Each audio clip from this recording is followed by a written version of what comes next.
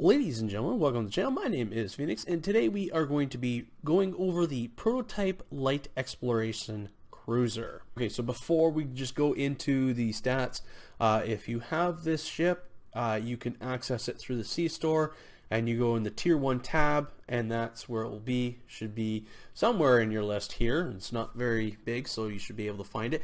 So starting off with Bridge Officer Stations, we have a Lieutenant Tactical, a Commander Engineering, a Lieutenant Science, and a Lieutenant Engineering. For consoles, we have 2 Tactical, 3 Engineering, and 2 Science.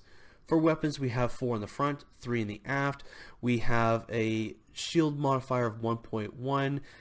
We have 4 device slots, base turn rate of 9, impulse modifier of 0.15, inertia rating of 30, and for your hull strength, I'm going to just go at level 30. You get 28,750 at level 30.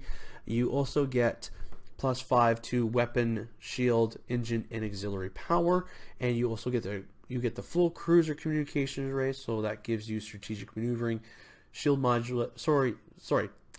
frequency modulation, weapon system efficiency, tracked fire, and you also get the universal console polarity remodulizer. Alright, so if you have both the starter pack and the operations pack, you get not only the Walker, but you also get the Georgiou textures, and you can mix and match them. So there you go. Very, very basic. Starting off with my weapons here, I have the Advanced Piezo Polaron Beam Array, the Advanced Piezo Photon Torpedo Launcher, 2 Piezo Polaron Beam Arrays. For my deflector, impulse, warp, and shields, I have the Cabali set, which gives me the 4-piece set. So I get plus 20% hull regeneration when receiving damage while at 25% or less hull, 15,000 temporary hit points for 15 seconds. Can occur once every 120 seconds. And I get the reactive nanite screen, which affects friends and self for 20 max, 5 kilometer sphere, 2-minute recharge. You and nearby allies for 15 seconds gain 20% of incoming energy damage as healing. Max 20 times per second, always heals between 100 and 20,000. For my aft weapons, I have the Omnidirectional Polaron Beam Array, the Advanced Inhibiting Polaron Omnidirectional Beam Array, the Kinetic Cutting Beam. For my device slots, I have the Temporal Negotiator, Subspace Field Modulation, the Beacon of Kahless Red Matter Capacitor. For my engineering consoles, I have the 0-point energy conduit and the assimilated module. For my science console, I have the piezoelectric focuser and the ordnance accelerator. And finally, for my tactical consoles, I have 2 vulnerability locators with the Polaron modifier. This is the universal console that it comes with. It's the cylindrical polarity modulator. So what it does is incoming damage shields for 20 seconds, 50% shield kinetic resistance plus 50 kinetic resistance rating. When damaged, heals shield for 10% of that damage, and there is a 2-minute recharge. Here is my skills with it does show a lot of science. So it's meant to help with my shield regeneration, hardness, and all that, plus hull and whatever else. I mean, I could probably get rid of some of the shield stuff and put it on my weapons, but for this, we're just going to go with that. For my traits, for my personal space traits, I have Innocuous, Modular Defense Specialist, Elusive, Give Your All, Grace Under Fire, Shield Technician, Impact Defense Specialist, Techie, and Shield Frequency Analyst. For my Starship traits, I have Reactive Reconstruction, Desperate Repairs, History Will Remember, and Redirecting Arrays. For my Space Reputation, I have Energy Refrequencer, Destabilizing Phase Array, Strengthening Shields, and automated protomatter conduit. For my active reputation, I have Anti-Time Entanglement, biomolecular shield generator, deploy sensor interference platform, and quantum singularity manipulation. For my Lieutenant Tactical, I have Torpedo Spread 1 and Fire at Will 2. For my Lieutenant Engineering, I have Emergency Power to Engines 1 and Auxiliary Power to Inertial Dampeners 1. For my Lieutenant Science, Jam Targeting Sensors 1 and Tachyon Beam 2.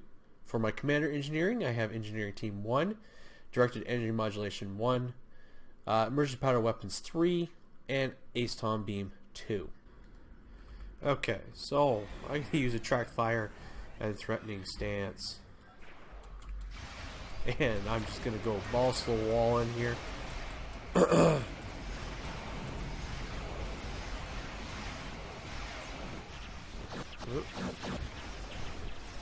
Yeah, I kind of had to use Miracle Worker there.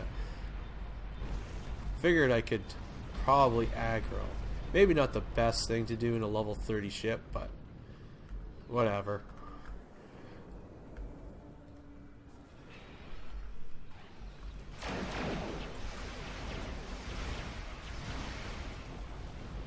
Did someone just do Beacon of Chaos already?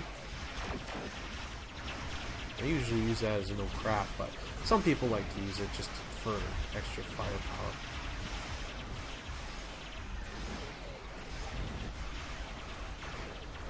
Let's increase some power levels.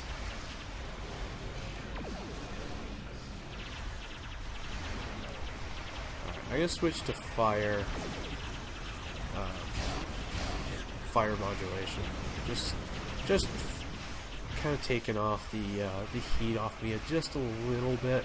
I know that's probably not the thing to do, but this is a level 30 ship, so I have to so you have to understand there are going to be some limitations with this ship.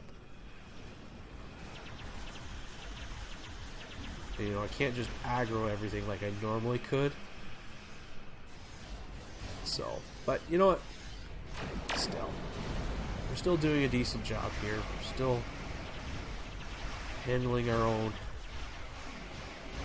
There we go.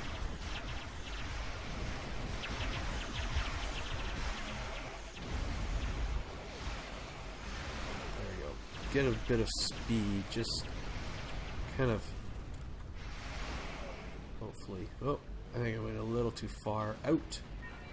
That's okay. That's what cruisers normally do anyways.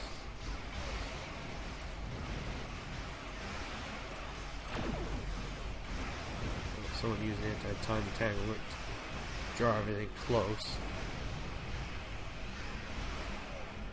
Look at that. Decimating everything. There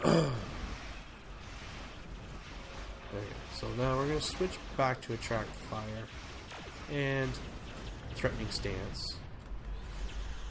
I know, kind of a safe thing to do, but there's a reason why there's like a very short cooldown on all those things, so you can switch between those pretty quickly. Now the gate will certainly target me for sure. Yeah, there we go. For some reason I'm not able to click my second trade there for some reason. So even though I'm not doing the amount of damage I'd like to do, still getting a bit of aggro.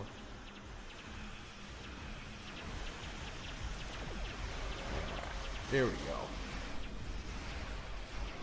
I'm going to use the anti-time entanglement, and I'm going to deploy my sensor, and then I'm going to do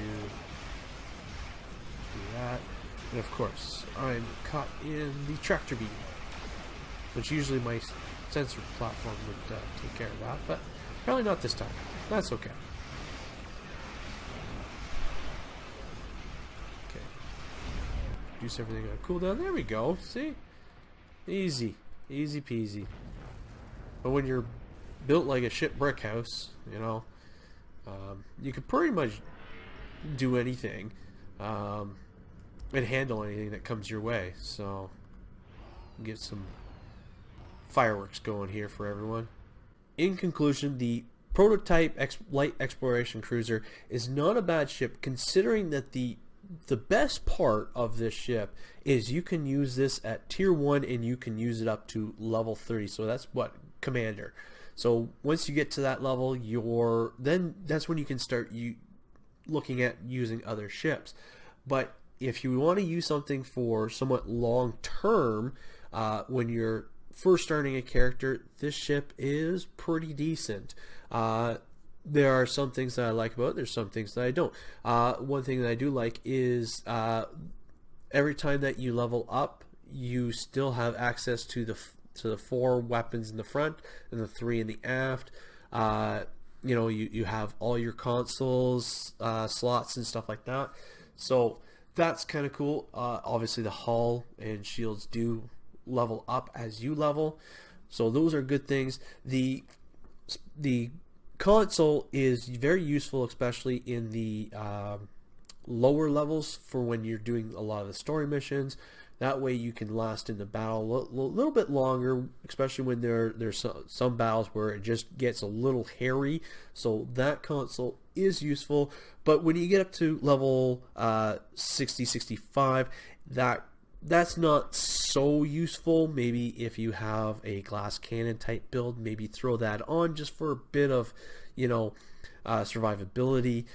The one thing I'm not really fond of is the bridge officer seating, but you have to understand that that the commander bridge officer is probably your best benefit to it.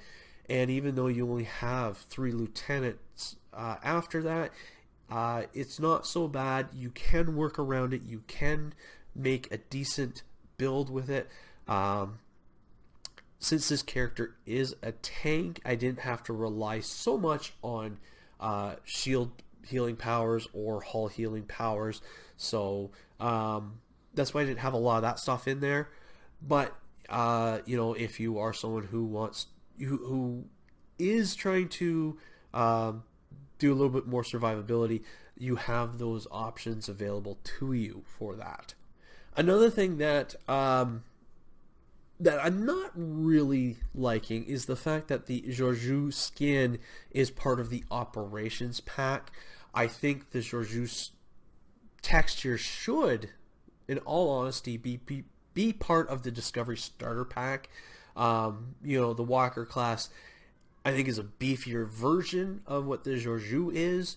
But again, I think they could throw that in with the starter pack than the operations pack. I think probably what they should have done was, if they gave you the Georgiou texture, it should have been a T6 ship, not an extra skin on top of the Walker class. Now, that's not to say that if you do have the T6 version of the Walker class, you can still use this texture with your T6 version. And that is going to conclude today's video. And as always, I love to hear from you. Do you have the prototype light exploration cruiser? If not, why or why not? Let me know your answers and any questions you have down in the comment section below. And as always, thank you for watching. Live long and prosper. And I'll see you out there.